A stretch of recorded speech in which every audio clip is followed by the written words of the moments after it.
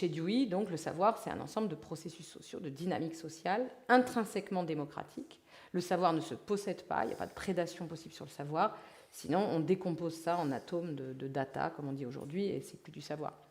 Et ce qui est extraordinaire, c'est qu'aujourd'hui, vous retrouvez pleinement ce conflit. Alors vous avez le grand retour du récit des pseudo-sciences psychologiques évolutionnistes. On les avait chassées par la porte, elles reviennent par la fenêtre, sous le visage de la théorie des biais cognitifs, où on passe son temps à vous expliquer, j'imagine que vous l'avez entendu, que vous êtes bourré de biais, que vous raisonnez mal, que vous prenez toujours la mauvaise décision, que votre cerveau est mal orienté. Il est adapté à la préhistoire, mais il n'est plus du tout adapté. Bon, on retrouve complètement cette folie. Et cette folie, aujourd'hui, c'est carrément une espèce d'industrie. C'est les pseudo-sciences comportementales qui se réclament des neurosciences et qui carrément fabriquent des processus d'ingénierie sociale avec le nudging, toutes les techniques d'incitation douce, qu'on va mettre au point avec des experts et des gouvernants et des communicants pour conduire les populations irrationnelles dans la bonne direction. Ça, c'est vraiment la manière de gouverner qui est aujourd'hui complètement dominante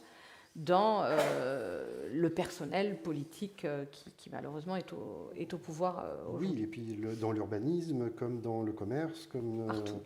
Et qui trouve dans la crise écologique un carburant extraordinaire en disant, regardez, vous passez votre vie à détruire l'environnement. Tout ce que vous faites, dès le matin quand vous vous réveillez, vous détruisez l'environnement. Ensuite, vous prenez votre voiture, vous détruisez l'environnement. Ensuite, vous vous relâchez, vous contaminez tout le monde, etc. Donc, l'idée, c'est que nous sommes, par nos comportements, les responsables de cette situation. Nous sommes incapables de le penser parce que ça dépasse totalement nos capacités épistémiques.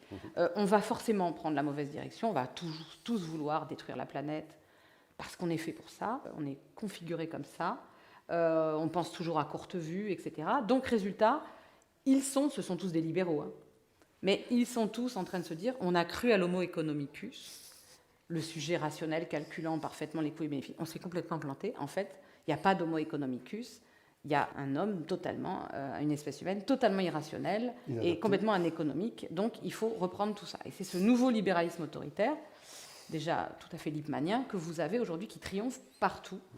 Et donc, en face, c'est quand même intéressant de savoir que nous avons un philosophe profondément démocrate, c'est rare, il n'y en a pratiquement pas, un philosophe vraiment partisan de la démocratie, qui réfléchit lui aussi à la crise écologique et sanitaire et au fait qu'il y a des adaptations, des phénomènes de désadaptation entre l'espèce et son environnement, entre l'espèce humaine et son environnement, mais qui ne voit pas d'autre résolution possible que démocratique. Donc là, vraiment, le conflit est frontal et extrêmement actuel.